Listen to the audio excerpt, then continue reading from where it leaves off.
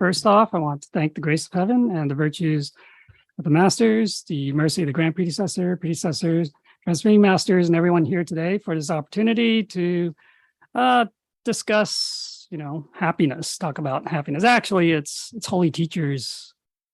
These are mostly, I guess this book, they published this thing. It's actually holy teachers, merciful guidance. Okay. So, and it's always fun to use holy teachers guidance because, sometimes you can kind of give funny examples, things like that. All right. So, all right, now, okay.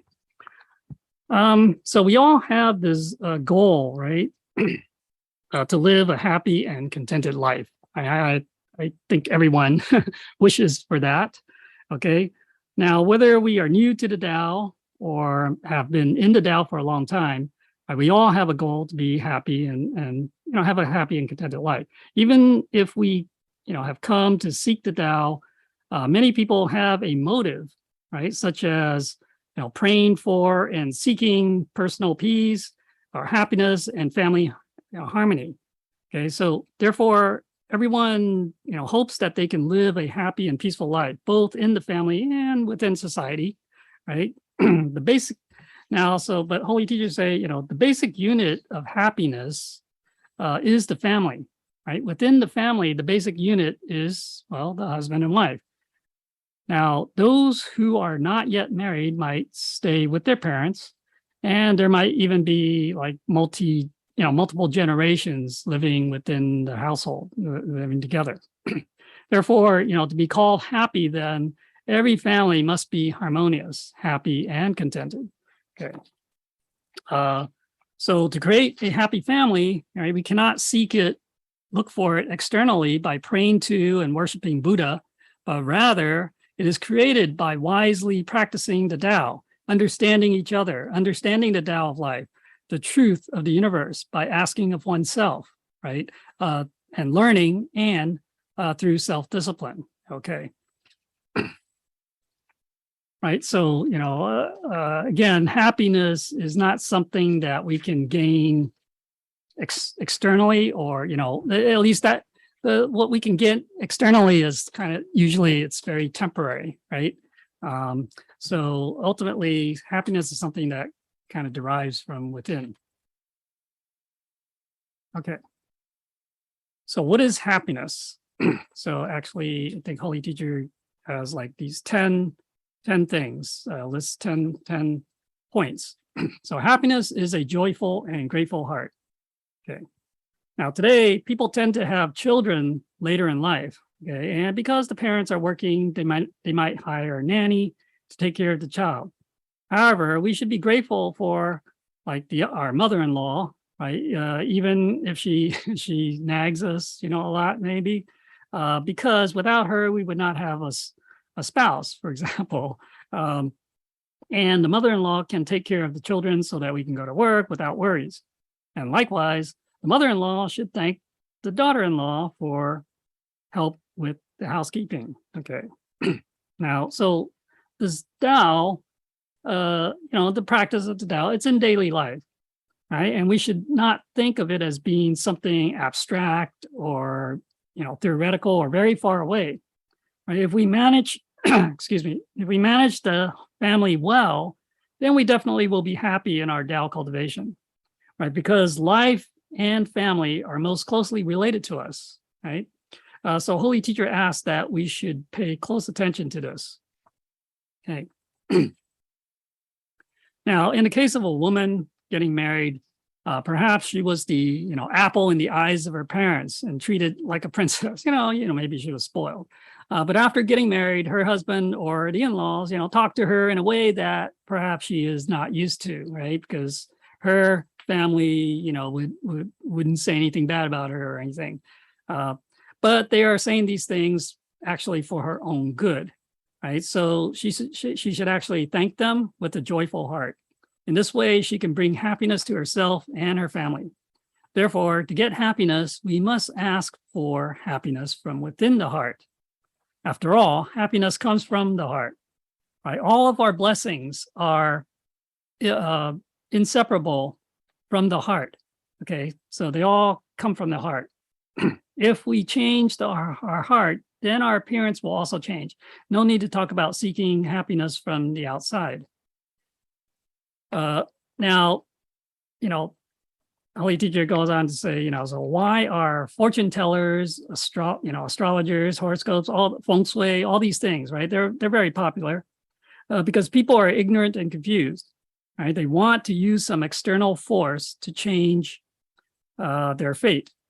Now, fate what is fate? It's predestiny. Okay, so we call it, and we can, also call it karmic fate. Okay, because it's due to our karma. So he says, the sum of the lives, thoughts, and actions of all sentient beings is called karma.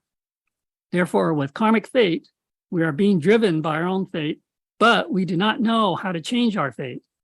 Right? If we do not cultivate, do not seek from within, do not adjust our mindset, but seek to change our fate with external methods like, changing the feng shui, changing the name, etc. They are not the end all of changing fate because they're all external. So we can't really depend on the external methods to really change our karmic fate. Yes, I mean, like when we perform, and when we cultivate, right, we say there's internal and external cultivation. The external cultivation is dealing with the outside world, like, for example, performing charity, doing good deeds, what we say, performing merit, right? Yeah, but that's still coming from within, right? We're not depending on some external force to try to change our fate. So this is all driven from our heart, mind, okay, from the inside, and that's the way it is.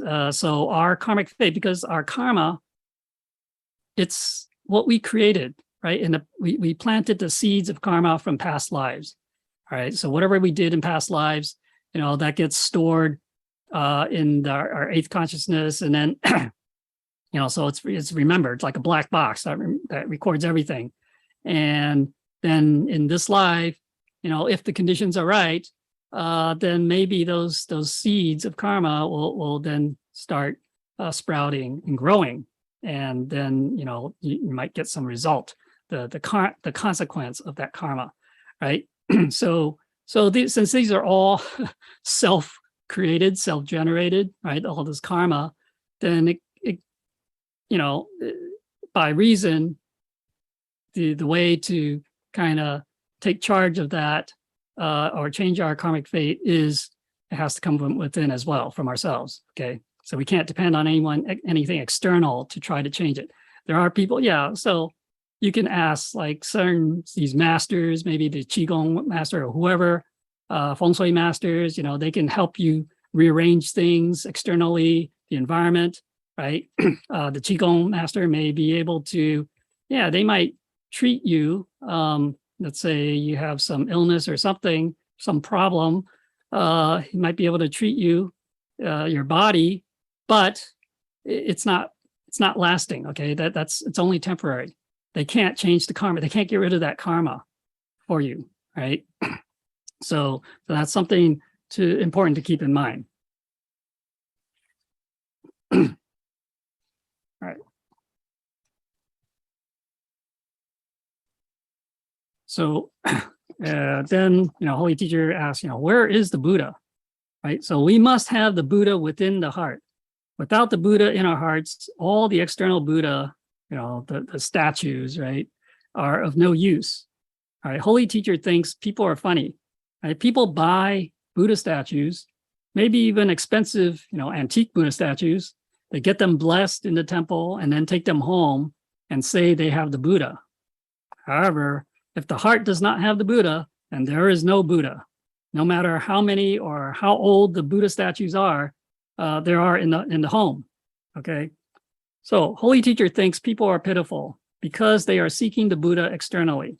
With Buddha in the heart, even a small, let's say you have a card that's printed with the image of the Buddha, then we have the Buddha.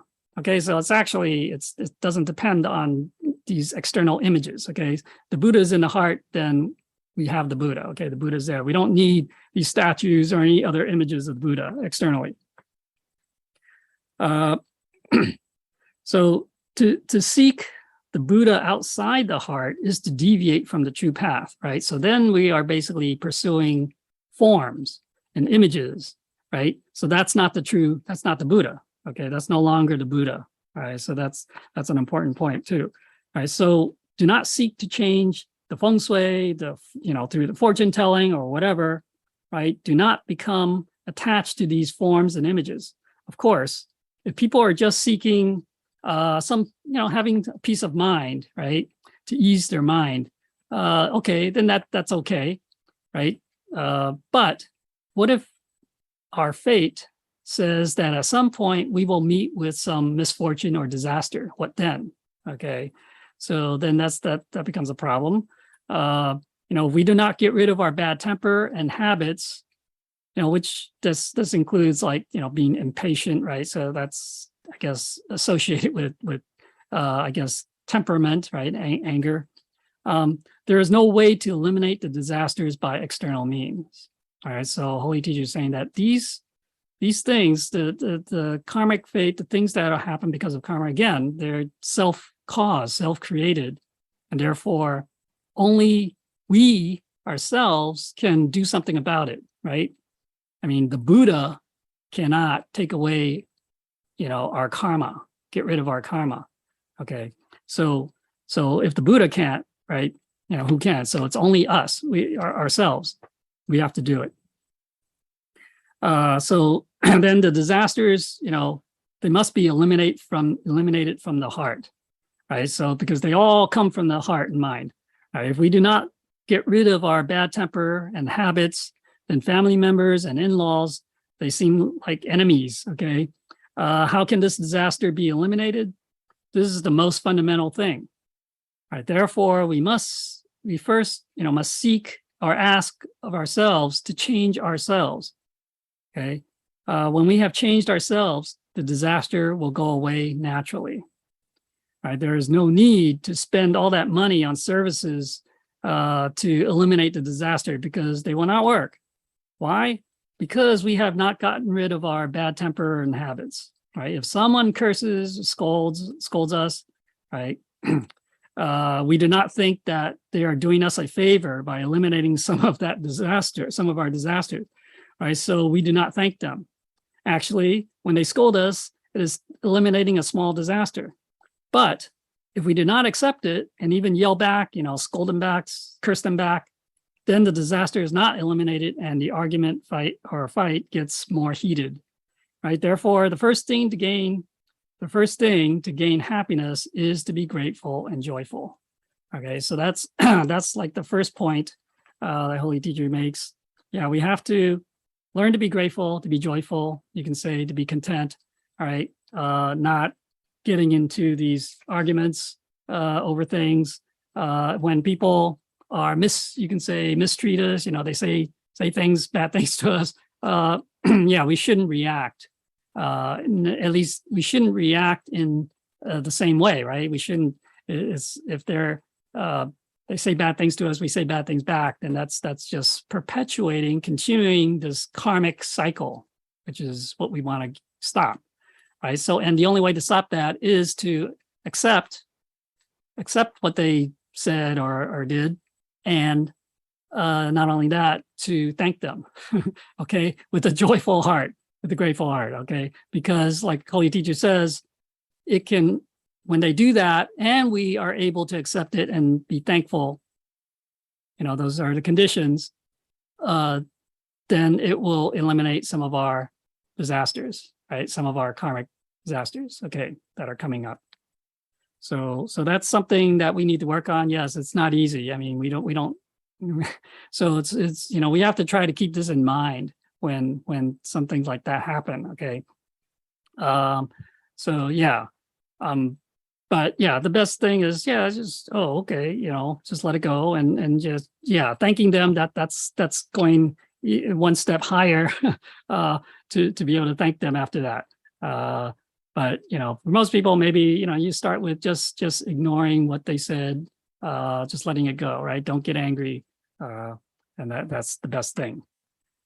Okay, so there's this is the same teaching as Jesus, right? Jesus, Christian teachings, same thing, right? It says love thy enemy, right? If they hit you, turn the other cheek, et cetera, et cetera. So it's the same way. What you do is you can resolve some karma by yielding. You can say yielding is one thing saying, or by just using love, I guess, compassion, right, to conquer, to overcome hatred and anger, things like that. Okay, ultimately, compassion will overcome all of those things. Okay. All right. So the second point is to get rid of evil or harmful speech and stay away from comparisons. Okay. So, people, we always like to compare, right? So what does it mean to stay away from comparisons? We wish that our husband or wife has great achievements and use other people's achievements to compare to. But the pressure of comparisons can also be overwhelming, right? Do not compare ourselves to others. Elevate our way of life to the highest level, okay?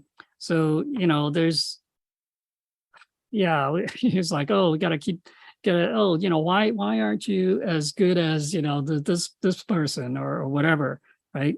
So, that adds, unneeded pressure to the person, gives, them, and also maybe it makes them feel like, that they aren't as good as or give them, lack of confidence, things like that. Okay, so it's not good. That's kind of a negative, even though you say, oh, okay, yeah, you're comparing to something better, but it depends on which way you do it. Okay, so just enjoy our own lifestyle and life without comparing to others. Okay, so like a construction worker makes a living, an office worker also makes a living, a legislator is also making a living, right? So they're all pretty much, they have different titles, right? But they all pretty much eat the same food. Okay, yeah. I mean, obviously, if you're wealthy, you might eat more expensive food, but basically, the people are all eating pretty much the same stuff, right? And then the major difference, though, is in their position and title, right? So they all live day to day, right? Everyone has to live from day to day. So why do we want to compare with others, right? When we compare, we have the high and low differentiating heart and mindset, right? And the heart and mind cannot be balanced, or you can say, maybe cannot be level or fair or just. Okay, but there's. You can say that we might have a bias, right? We gotta say, well, this I would rather, I'd rather have this high paying job or this more job that has a lot of influence, power, etc. Right? So then we start thinking that way. And that's not good. Okay. So what is Buddha? Sorry.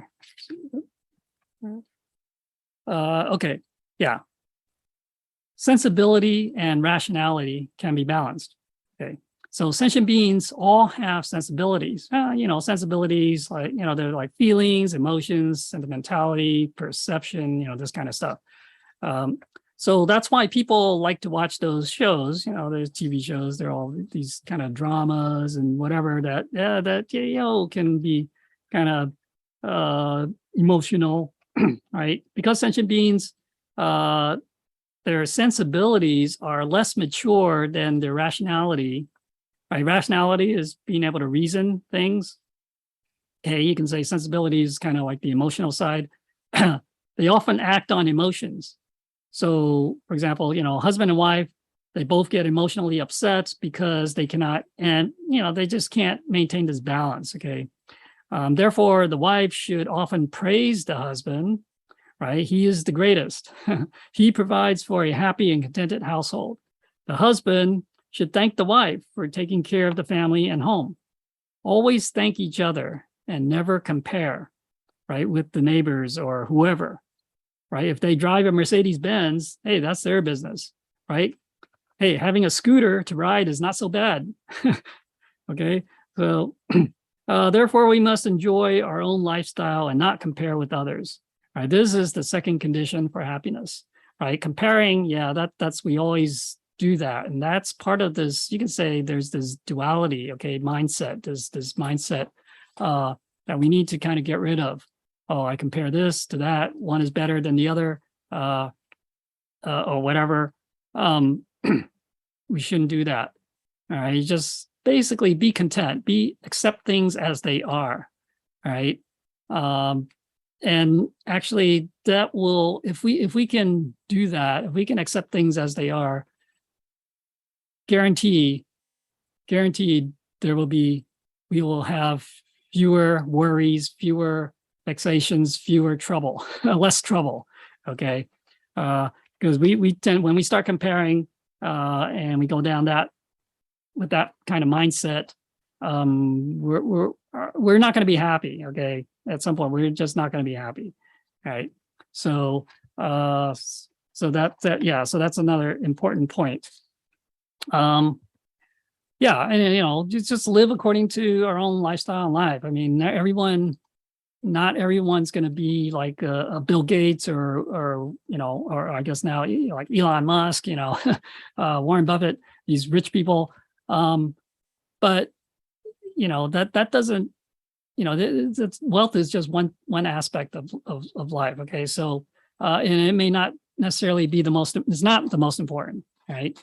So just whatever we have, yeah, it's not to say that we cannot try to improve, right, to progress and to, let's say, I can get a better job, etc.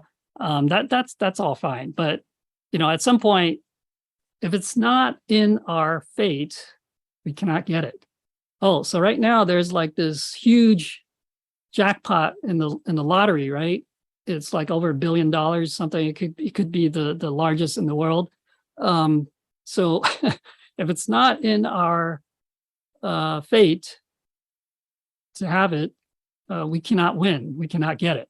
Okay, so so we shouldn't be wish too much for these things. Try to pursue these things too much.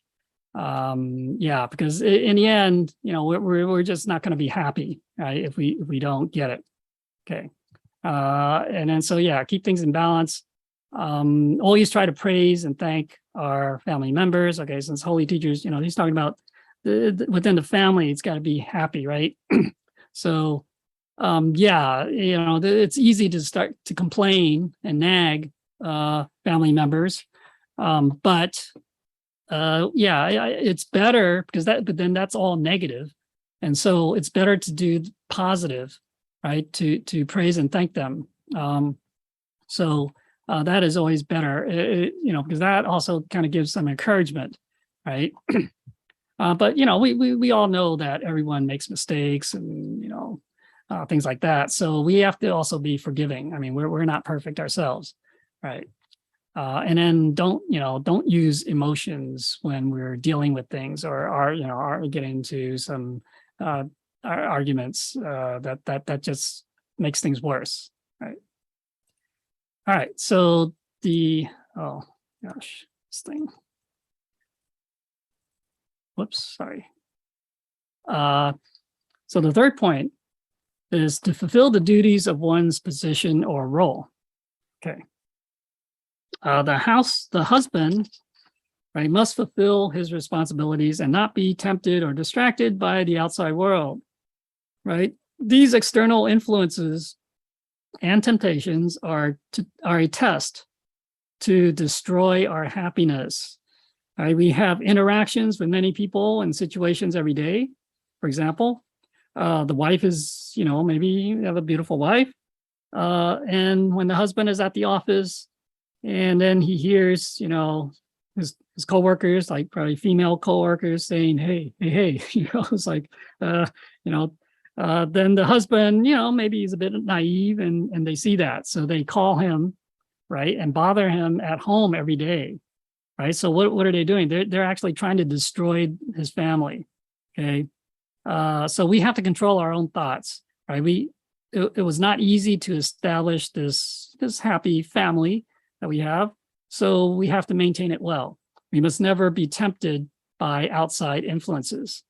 Okay. Now, in today's society, yeah, it's more open or liberal, I guess. So Holy Teacher often says the husbands and wives who come to the temple to cultivate will not become bad. Right, so it's important that the families, they come to the temple, they learn and they cultivate and they practice.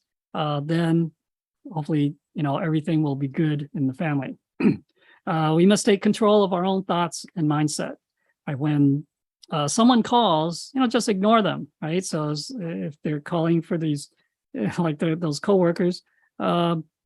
Why bother with somebody else's life, right? Because there is no self-control, right? So they can't, those people who are bothering or trying to influence or tempt, they don't have control. They don't have self-control, right? They can't understand and do not respect the other person, right? So if there was respect for the other person, then one should be happy for them.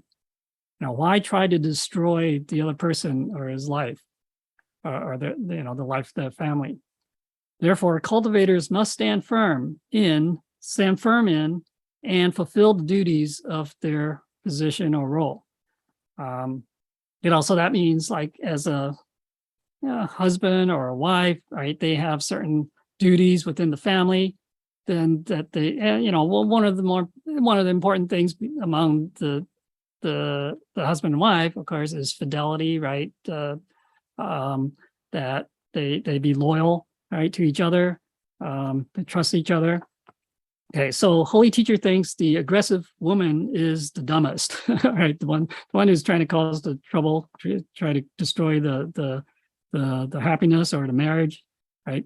What's the point of gaining fame and fortune but losing happiness? Okay.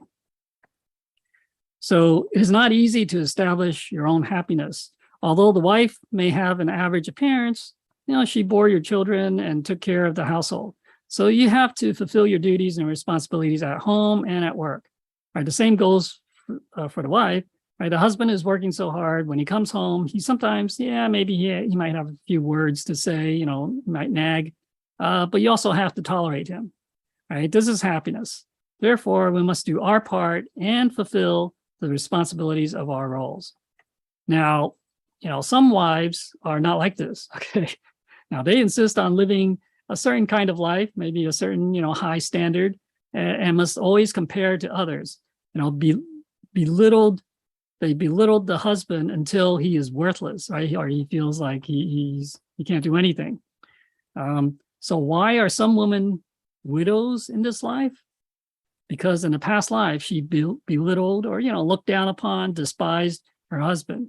So be sure to respect each other. The widowed family is lonely, right? Because in a past life, there was no respect for the other person. In this life, one will be alone in old age. Therefore, be sure to respect each other. So that's also important, right? In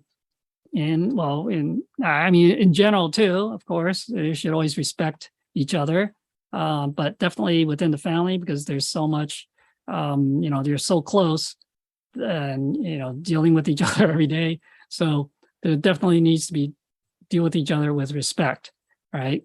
Now, and then, and then don't look for things too much outside the family, these things that might tempt or influence us. We got to be careful. So we have to take control of our thoughts and mindset as well, right?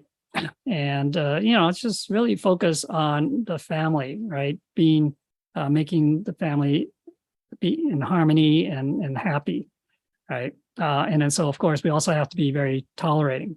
If we can't tolerate, then we're always going to maybe get frustrated or angry. And, obviously that's not happy. Okay. So yeah, we have to tolerate more and be more forgiving. Then we can be happy. That's when we tolerate and we forgive, that's letting go. That's really being able to let go, right? If we can just let go, then we're happy, right? Okay. So slides. Okay. All right. So the fourth point is happiness is to tolerate people who disagree with you. Okay. Opinions that differ from one's own do not represent the absolute right and wrong. All right. So yeah, everyone has an opinion. Everyone has their ideas, their views. We can't really say that someone is absolutely right or wrong. Okay, nobody, because everything is relative, right? We all have our own different points of view, and it's all relative. There's no one can say that they are standing on this absolute point of view, right? So we shouldn't think of it that way, right? Everyone has their own way of thinking and living. Do not force others to change. Okay, we must change ourselves first. To insist on changing others, our life becomes, it's like a type of punishment, right? When we see that the other person is not following our wishes, then we get angry. And, when we get angry, there cannot be any peace to speak of, and definitely no peace of mind.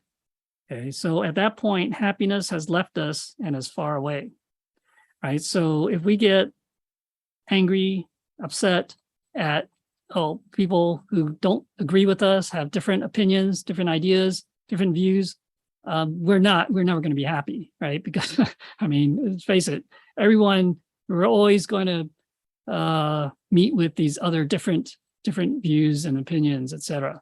So if we want to be happy, we need to just be able to tolerate their views, and accept that. We may not agree with them, right? We may think it's bad or stupid or whatever, but we still have to be able to tolerate, right? And so likewise, we cannot, force others to agree with us either, right? To accept our views. Again, it's all relative. So, no one is standing on that absolute right perspective, okay, talking from that perspective. Now, it's the same, right, at work where coworkers, they have different ideas and opinions. We must try to learn from each other through the exchange of ideas, right? Do our best to express and explain our ideas so that others can accept and understand them. I never deal with every situation in a subjective manner. See, that's important. Because we think that we are being objective, but maybe we are actually, have a subjective view, then, it becomes subjective. Okay. And so in fact, we try our best to be objective. But a lot of times there's always at least some amount of subjectivity in there. Okay. It's not absolutely objective. All right, so we have to take as much of that subjectivity out of there. It's like personal bias, personal opinion type of thing. People are just, too subjective, right? They're living in subjective consciousness. So they often bind and cause suffering for themselves, right? If we want Holy Teacher to give us peace of mind, then we must first bring out our heart and mind, right? So where is this heart and mind? Where is that vexation or trouble or worry, right? We cannot bring it out, right? Because it is due to our own subjectivity, okay? So therefore, saying that I am very troubled now, right? It's just a concept. It's in our mind, right? A subjective vexation or worry. We can live without the worry, right? Just let it go, and there is no more worry. Happiness is tolerating the views of people who think differently. Okay, so again, this is, all when we have worries, vexations, this whatever is troubling us, why we're getting upset, it's all due to subjectivity. You can say, it's our ego, right? Our sense of self, who I am, my personality, everything, who I believe I am, And because, again, there's this disagreement that then it feels like, well, hey, why should that he have a different view? Why doesn't he agree with my view, right? So again, it's very self-centered, right? So we have to kind of get rid of that, let that go, right? And the first step is to first be able to tolerate, accept, not necessarily accept, but to tolerate what other people have to say, right? Today in this country, right, is very polarized. You have very polarizing views, opposite ends. Okay, two sides. They're going at each other. At the extreme ends, they're like, almost ready to kill each other. Okay, because of their opposing views. There's no can't have harmony, can't have happiness there, right? If we take those extreme, those very hard line, very stubborn views and not being able to tolerate. Okay, so that only will lead to, well, it leads to unhappiness, misery, and maybe conflict. Okay, and we've already seen that. So that's sad. So people don't know to tolerate and to let go. All right. So yeah, we should also learn from the other person's views. Okay, so maybe we believe that their view is wrong, but from a certain perspective, from their perspective, it may not be entirely wrong. Okay, so it's just that when we're looking at it from our own perspective or a different perspective, maybe we see that there's something wrong. So again, always keep in mind that everything is relative. We cannot say, oh, I'm right and you're wrong. Okay, so because then they can say the same thing. All right. But we should try to learn, why they think that way, why they say those things. Okay. That's the way that you can try to get to harmony. All right. And definitely to be able to not create conflict. Okay. In the end, you might just, agree to disagree. That's it. Just, be civil about it. Don't do anything, to stay calm, be polite, right? All that. And then, we should, if we believe, our views are valid, then we should try to explain them clearly and objectively so that they can understand it and accept it. All right. So we have, and rather than get into emotions, right? Then we start, emotions get in, then our argument is kind of like, is basically holds no water. It just doesn't carry any weight anymore. Okay. Once we start getting emotional and start, saying bad things, mudslinging, whatever, then that's it. You can say that we also lose our credibility. Okay. So no one's gonna even believe us. All right. So, okay. Now let's get to the next slides. Whoops. Okay. All right. So the fifth point is happiness is not to change the other person. Okay. So we already kind of touched upon that. So if the husband and wife get into an argument or a fight, right, we have to think about saying, okay, I do not want to change you. I don't want to change you. I respect you. Okay. If we can say this, then everything will be okay, right? Never let today's ignorance become tomorrow's regret. Okay. Do not let a moment of bad temper or anger create lasting unhappiness or misfortune. Be patient and tomorrow will be better. Okay. So yeah, we have to learn patience and tolerance. And, that's the problem when we our temper, right? When we get angry, when we get emotional, and we do things or say things, that out of ignorance, basically, we'll probably regret it later on. Okay. And sometimes the regret, it's short term, but sometimes that regret can be lasting, for the rest of our lives. So we have to be careful not to do that. All right. So during the year, thousands of couples, they argue and fight over minor things to the point where they cannot even be reconciled, right? Cannot be resolved.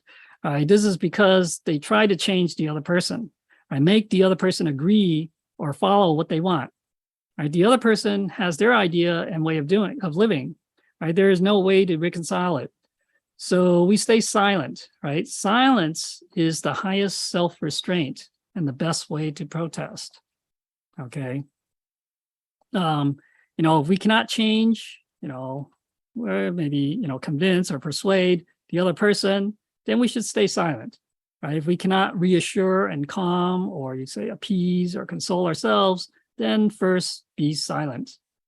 Then we can maintain or keep the peace without letting a moment of anger burn up all of our happiness.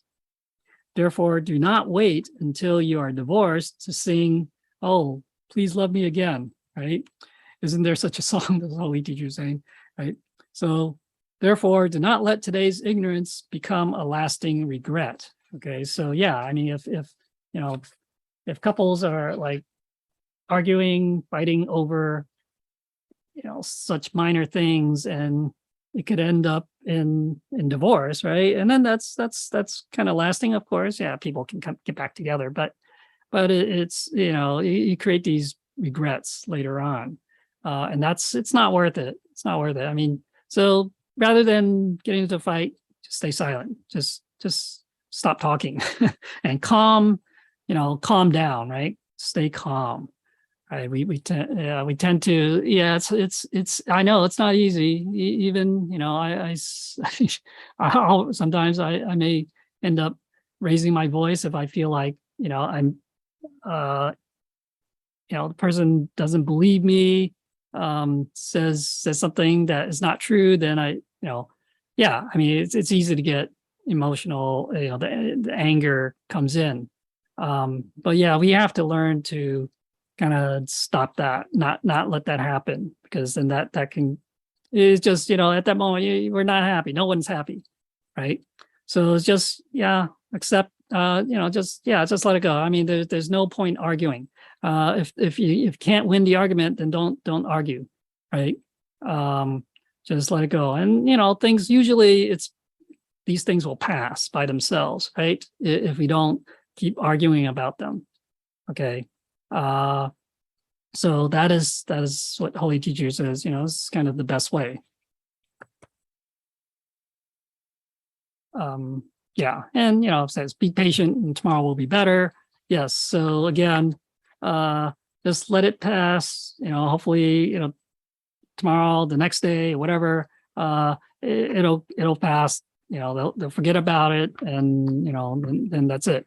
And you saved yourself a lot of trouble, a lot of headache, and save potentially, having regrets later on. Okay.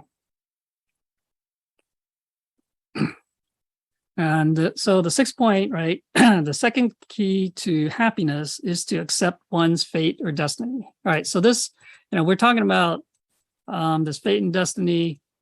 We're talking about basically our karmic fate and destiny, or you could say predestiny, right? So what does it mean, right, to accept one's fate, right? So facts, right? Facts, things that are factual, such as things that have already happened. Okay, so for example, right, the family, the child died, or maybe someone is born with certain physical traits, handicaps, etc. Right? These are predestined, right? Because they're born. I mean, that's the way it was, right? And we cannot really reverse what happened. Okay, we may cry over it many days and nights, but that won't bring them back. Blaming heaven and complaining to others won't bring them back, right? Therefore, we must understand and realize that this is karma, right? This is a fact, right? So this is something that cannot be changed. We cannot blame heaven or anyone for what happened. So we have to accept the fact, right? We must think, okay, the child is gone today. then I no longer have to worry about him every day, right? I don't have to take care. Eventually, maybe it gets married, whatever, the children, the grandchildren, whatever. So this is also a relief for us. Now, of course, maybe parents, they won't think that way. They won't look at it that way, right? They always think, oh, because they don't, for parents, if it's having to deal with their children, it's like, even if it might be, things might be troublesome, that's okay, right? But okay, so, or, Holy Teacher is saying, we can say, I do not need to worry about him every day. Perhaps he will be reborn in a better environment or with under better conditions. Okay, so we must think in a good and positive direction. Right? People who are shorter in height, they should think, hey, this is my blessing for, being short can also be very cute or lovable. If a girl is not good looking, but maybe her eyes are very charming. Okay, so why do we have to undergo a procedure to alter our physical appearance? Right, therefore, we must accept our fate. We do not pursue those meaningless external procedures or whatever methods to try to change those things. Okay, yeah, in today's society, vanity, right? Appearances are so important that they go to, they spend all this money to try to change their appearance, right? But, Holy Teacher is saying that's, there's no need to do that, right? People always use their senses, right? So these senses are our six senses, our eyes, our sight, our hearing, our ears, our nose, our sense of smell, tongue, sense of taste, body, or, sense of touch, and also the mind. You can say thoughts and everything that happens in our mind, right? And we use these to make a judgment on life. Okay, so this is wrong. Like Holy Teacher is saying, this is wrong. We shouldn't use these things to judge life, right? It is absolutely wrong to use these senses to judge life. If you can eat well, then you have a good life. If your daughter marries into a wealthy family, you say that she has a good life. But this is not necessarily true, right? Rich people also get into quarrels and arguments every day. Rich people also have the highest divorce rate, right? Is that a good life? Not necessarily, right? Inner beauty is the most important thing, okay? Therefore, those who are unmarried, right? When you find a partner, if you find a partner in the future, they can be decent looking, okay? But the most important characteristic is that they have inner cultivation, okay? Someone, you can say virtue, someone who has similar interests, views, goals, right, etc., right? So that you're both kind of walking in the same direction and, kind of at similar speed, okay? So if they have not received the Tao, then you can introduce them to the Tao so that you can cultivate and practice together in the future. All right, so if one is vegetarian, but the other is not, or you have different religious beliefs, then that can be problematic, a bit troublesome. All right. So,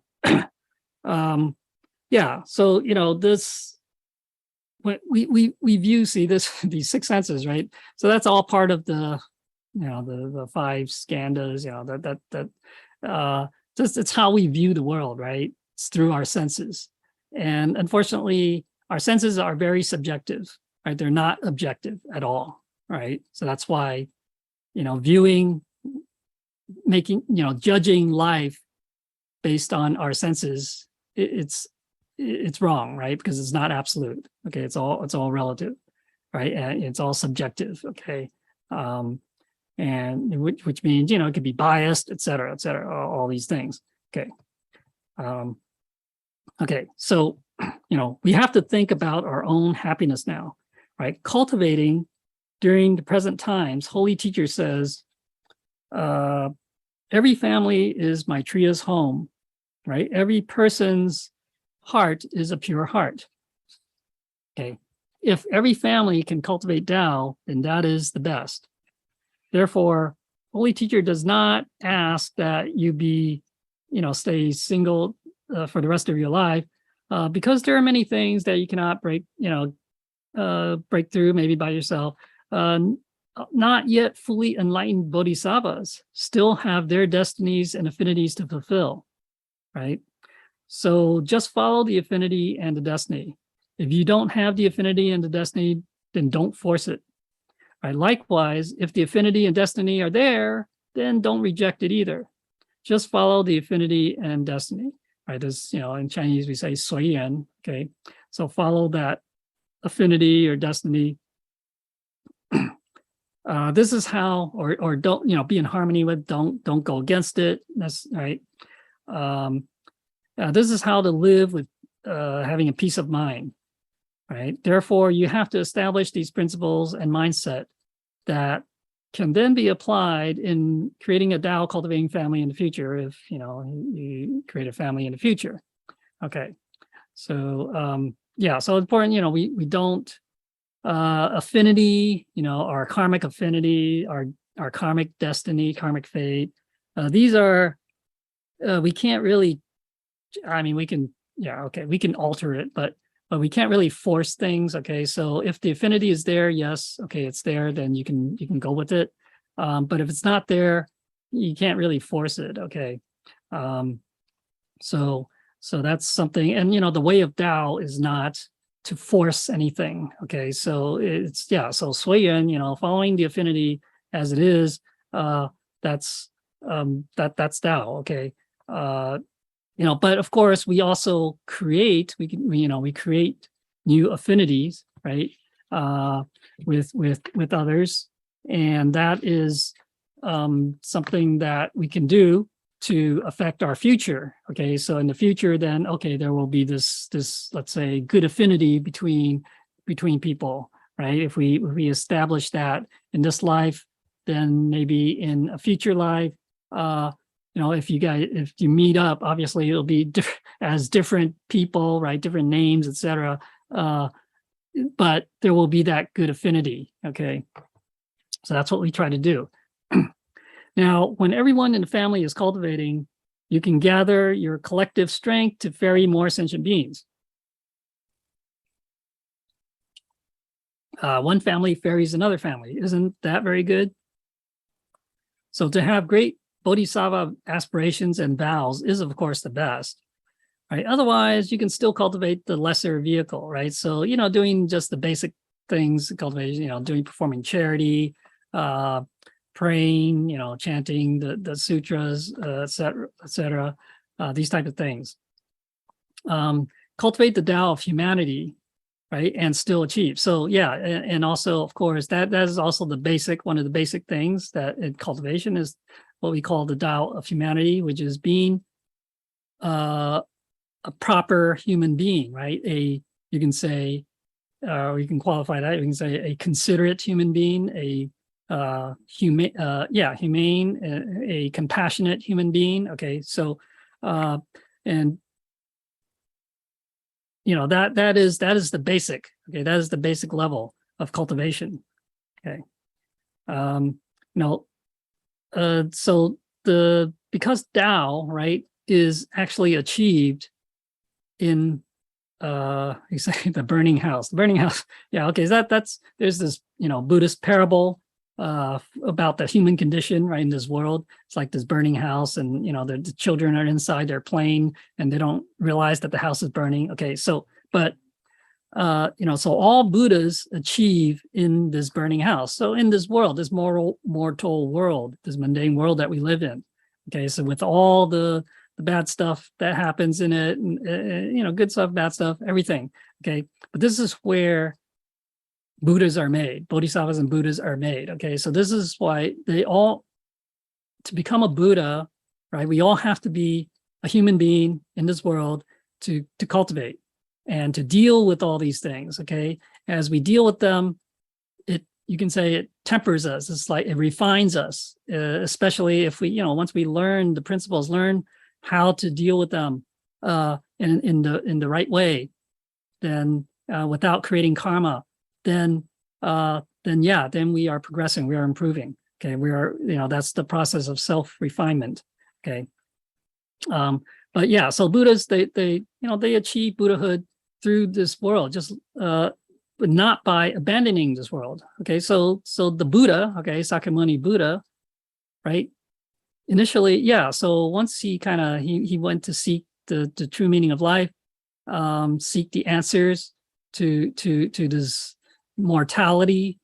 Then, and once he found the answers, I mean, he could have just left, right? And just never came back to society. But he didn't do that, right? He came back to society. He wanted to teach. He wanted to enlighten, awaken all sentient beings, right? So that's what a Buddha will do. So that's what Holy Teacher is talking about here. This has to be done in this world, and so therefore we're gonna have to deal with all these things that we're talking about, right? Now today the transmitting master is standing. So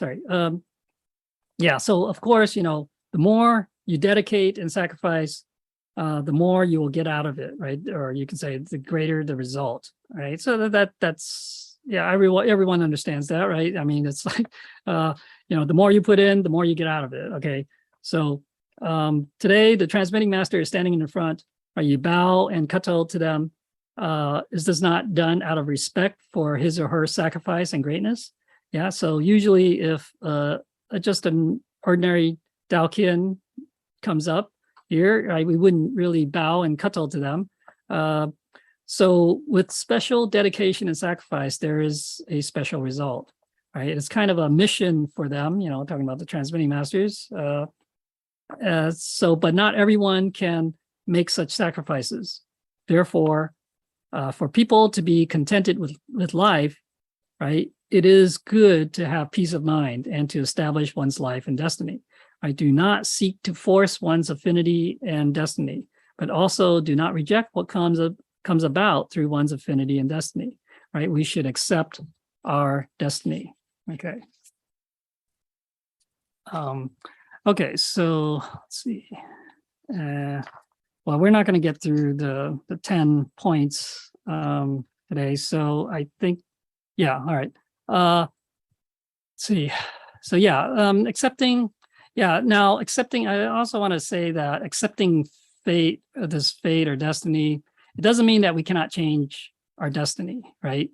So for example, if you go to a fortune teller and they tell you that, oh, you only have this long, you won't live past this certain age, right? We can change that if we cultivate, okay? And so that's the case of I guess many cultivators, including our senior transmitter Jin, who when he was young, he went to like three different famous, I think, pretty well known and you can say credible fortune tellers, and they all told him I think he wouldn't live past it's like 47 or 57, anyways, certain age, right? But because he cultivated, right, he received the Tao and he cultivated, and he made some big vows and become transmitting master, et cetera, dedicated himself, made sacrifices, great sacrifices, and so he was able to change that fate. Okay, so it doesn't mean that we necessarily accept that fate. So, oh, okay, I'm going to die by the time I'm 57. So why then I shouldn't do anything, right? Well, that's being very fatalistic. It's like, well, we shouldn't be like that, right? That there's like no hope. That seems like no hope. But so yeah, usually. So I mean, obviously, Holy Teacher did say, we shouldn't even just go to those fortune tellers, right? Just like said earlier, we hear that kind of stuff. It could be make us really, we feel bad and say, oh, and what can I do? What can I do? But yeah, I mean, it could also push us in the right direction. Hopefully, if we learn the Tao, receive the Tao, learn the Tao, cultivate, then we can make changes and change that fate. All right, so today, I guess we'll just end it here, and we'll continue this at another time. If I had said anything wrong or not satisfactory, I asked the Buddhists and Holy Teacher for forgiveness, and I also asked transmitting masters and lecturers for their corrections. And finally, because of how I see that this world is kind of getting messed up even more, and there's a lot of tension in the world. I hope that I dedicate and transfer the merits from this class to the global collective karma to try to alleviate that. Thank you.